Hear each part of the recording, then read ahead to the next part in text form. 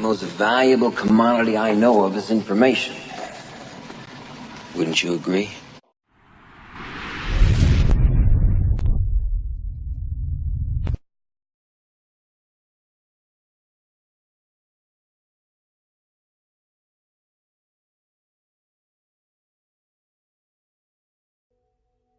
The law of our lives. Spirit creates through law. The law is always mind in action. Mind cannot act unless intelligence sets it in motion. In the great universal mind, man is a center of intelligence, and every time he thinks, he sets mind into action. What is the activity of this mind in relation to man's thought? It has to be one of mental correspondence. That is, mind has to reflect whatever thought it cast into it. Wonderful as universal mind is, it has no choice but to create whatever thought is given it. If it could contradict that thought, it would not be a unit, since this would be recognizing something outside of itself. This is a point in truth which should not be overlooked.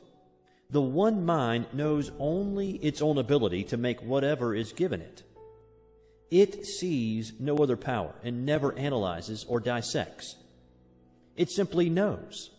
And the reason why people do not understand this is that they have not realized what mind is.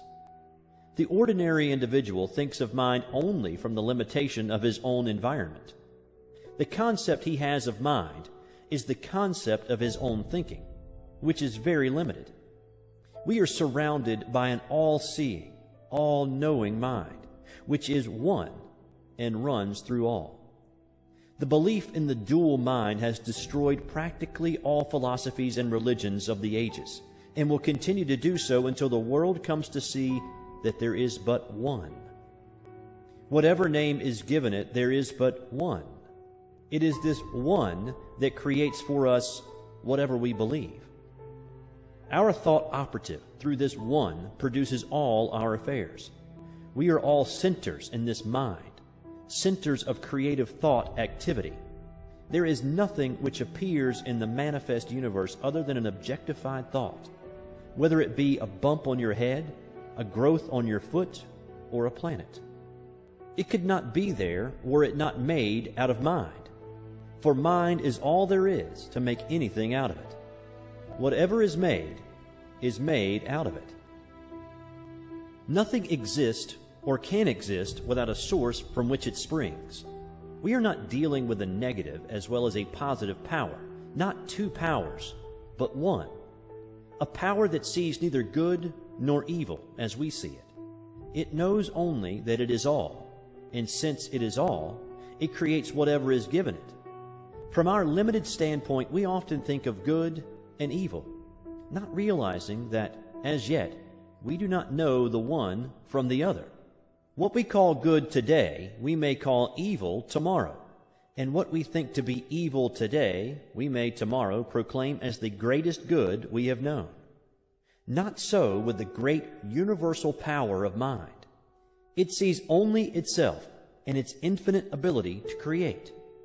To the thinking person, this will mean much. He will see that he is no longer living in a limited universe, a world of powers, but that he is immersed in an infinite creative medium which, because of its nature, has to create for him whatever he believes.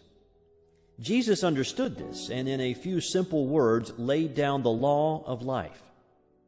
It is done unto all people as they believe. This is a great thing to keep in mind. It is done unto us. We do not have to do it, for it is done unto us of a power that knows itself to be all there is. Could we even believe that some material mountain would be moved? The power is there to do it. Without this belief, there is no real impulse for the creative mind, and we do not get an affirmative answer. We must realize more clearly that this great power has to operate through us. Man's part. Creative mind cannot force itself upon us because we have the power of self-choice. It recognizes us when we recognize it. When we think that we are limited or have not been heard, it must take that thought and bring it into manifestation for us. When we look about us and see nature so beautiful, lavish, and so limitless, when we realize that something, some power, is behind all, and sees to it that plenty obtains everywhere, so that in all things manifest there is more than could be used, and when on the other hand we see man so limited, sick, sad, and needy, we are disposed to ask this question: is God good after all? Does He really care for the people of His creation? Why am I sick? Why am I poor?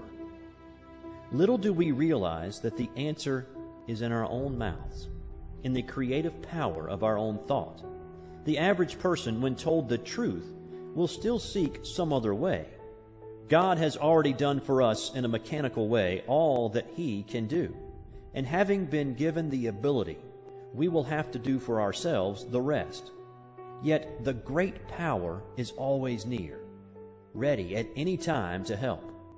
But we must use it according to its own nature in harmony with its laws. Man should learn that he himself is the center of this divine activity.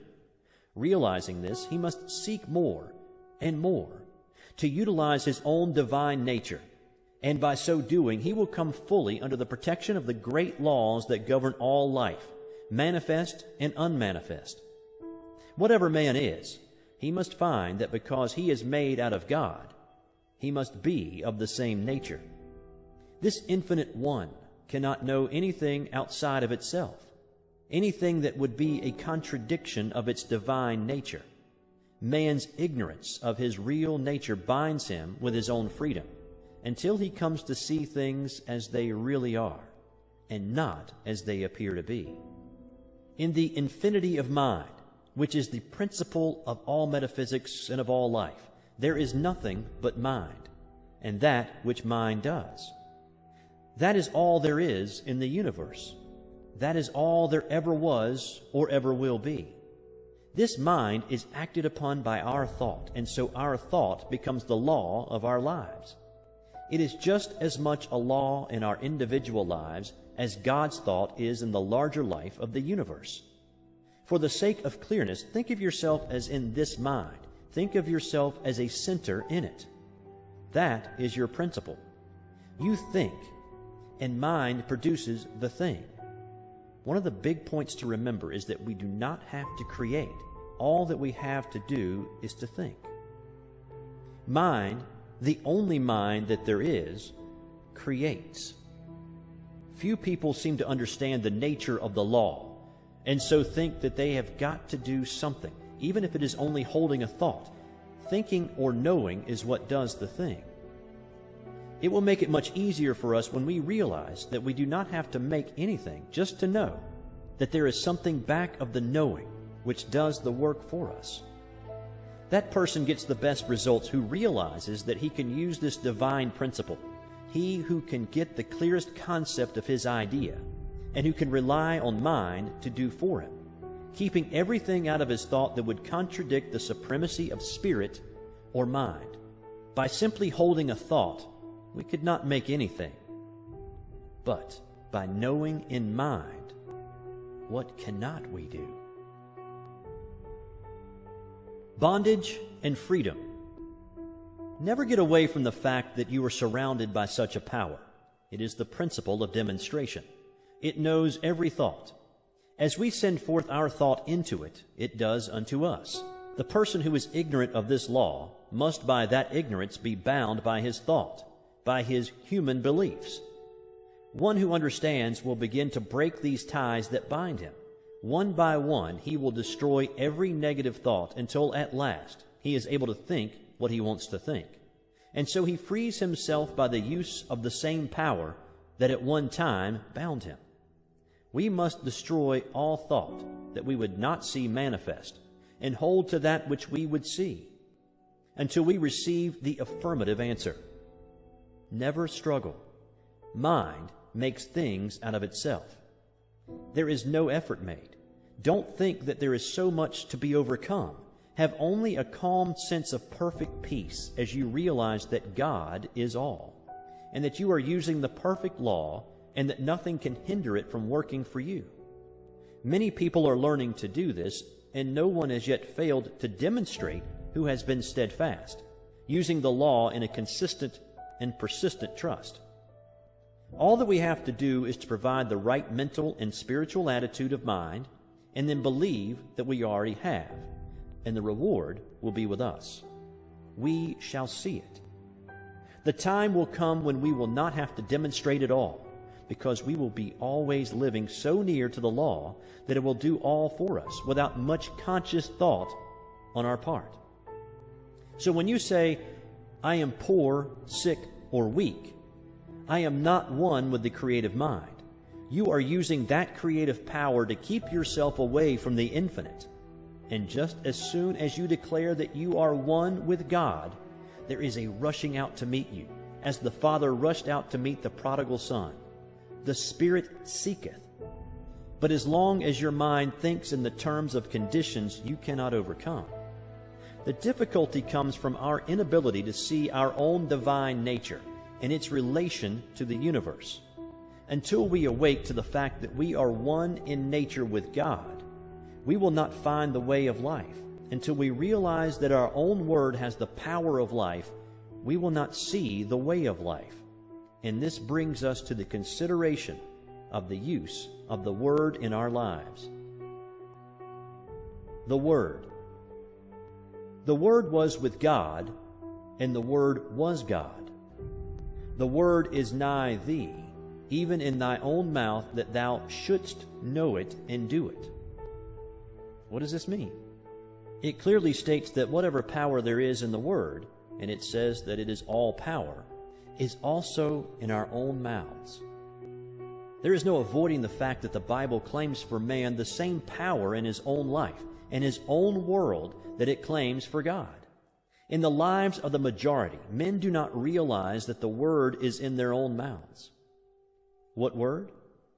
Little do we realize that this Word which they are so earnestly seeking is every word they hear, think, or speak. Do we who are endeavoring to realize the greater truths of life always govern our words? If any word has power, it follows that all words have power. It is not in the few moments of spiritual meditation that we demonstrate, but we bring out the possibilities of the hidden word when we are allowing our thoughts to run in any direction. Not in the short time spent in silence, but in the long hours stretching themselves into days, months, and years, are we always using the Word. An hour a day spent in silent meditation will not save us from the confusion of life. The 51% of a man's thinking is what counts. It is easy when we are alone to brave the storms of life. Surrounded by our own exalted atmosphere, we feel the strength of the infinite. We rise in spirit. We think we are experiencing the ultimate of truth, that all things are ours. These moments in a busy life are well spent, but must unavoidably be brief. But what of the rest of the day? What of the busy streets, of the marketplace, and of all the daily contact with life? Do we then obtain? Do we keep on in the same even way? Or do we fall before the outer confusion of our surroundings? We are still creating the Word and setting it afloat in the great ethers of life. Are these words creating for us? Yes. How necessary, then, to keep the independence of the solitude. How seldom we do this. Few people indeed in the day in which we live are well poised. Where do we find the man who can live above his surroundings, who in his own thought can dominate all conditions, and in the midst of the crowd keep his own even way and his own counsel? When we do meet with such a person, we will know him. For we shall find on his face the image of perfect peace. We shall detect in his bearing the ease and independence that comes only to the man who has found himself and who is centered not in the outer, but in the inner world. Such a character as this has the power to attract to himself all of the best in the world. He is a center toward which all else must gravitate. The atmosphere which he creates and with which he surrounds himself is one of absolute calm and peace. The world at once sees in this man a master and gladly sits at his feet.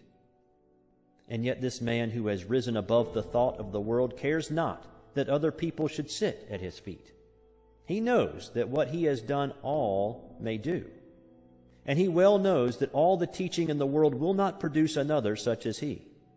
He knows that it is not from the teaching, but from the being that true greatness springs. So this man does not go around teaching or preaching. He simply is. The man who has arrived.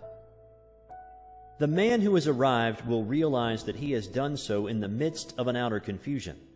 He will be the one who has gone into the silence for strength and has come out into the world equipped with power from on high. But that light which he has received must be kept burning. Not alone in the silence, but in the busy throng must all of us find the way of life. Our every thought creates. For the majority of us, these thoughts come in everyday affairs, some of which are very trivial, but these too will be demonstrated.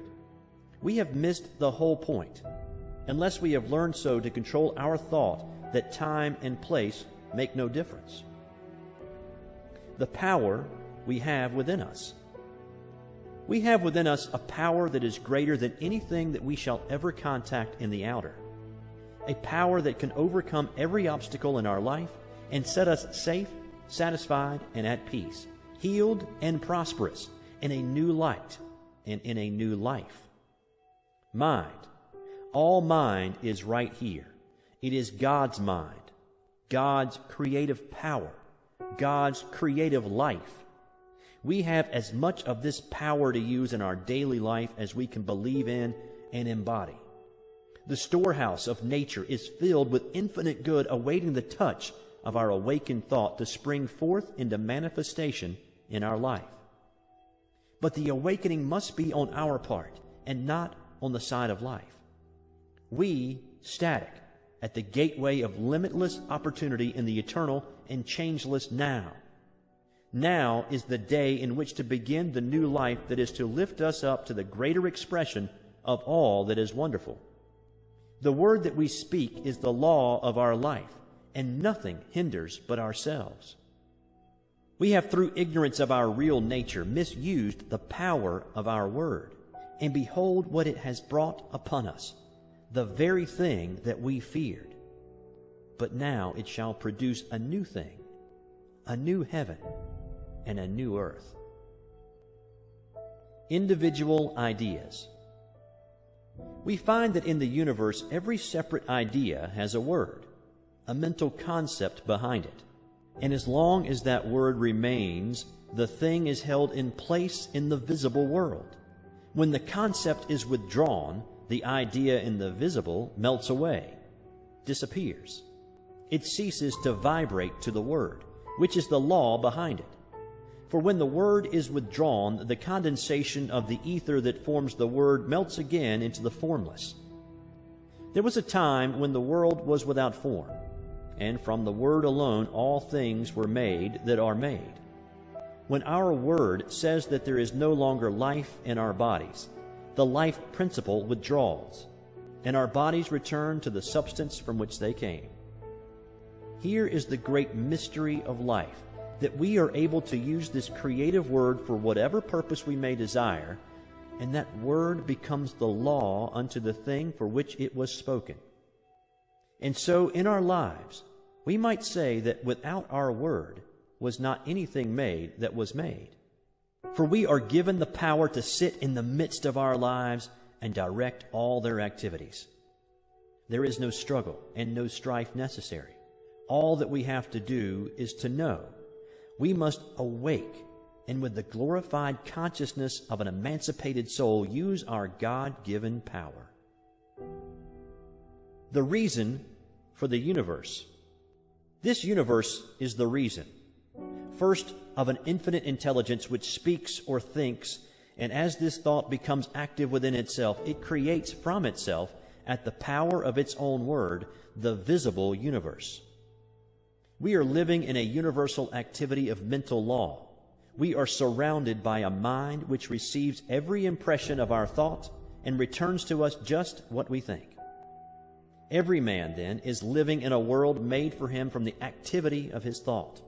It is a self-evident proposition that mind must create out of itself, and this self being limitless, it follows that its creative power is without limit. Mind in action. Everything that we see is the result of mind in action. We all have a body, and we have what is called a physical environment. We could have neither if it were not for the mind. The law implanted within us is that we need nothing except ourselves and this all-wise creative mind to make anything, and that just so far as we depend upon any condition, past, present, or future, or upon any individual, we are creating chaos, because we are dealing with conditions and not with causes. Every living soul is a law unto himself, but of this great truth few people are conscious. It seems difficult for the race, which feels itself to be so limited, to comprehend the fact that there is a power that makes things directly out of itself, by simply becoming the thing that it makes, and it does this by self-knowing. But we will not demonstrate until we see at least some of this, the greatest truth about life. We should realize that we are dealing with the principle that is scientifically correct. It will never fail us at any time, but is eternally present. We can approach the infinite mind with a depth of thought and understanding, knowing that it will respond, knowing that we are dealing with reality. Jesus, who saw this very dearly, laid down the whole law of life in a few simple words. It is done unto you as you believe. We do not have to do it. It is done unto us. It is done by a power that is all. Could we believe that a material mountain would be moved? It would be done unto us. But unless we do believe, there is no impulse for the creative power, and we do not receive. Life externalizes at the level of our thought. The most valuable commodity I know of is information. Wouldn't you agree?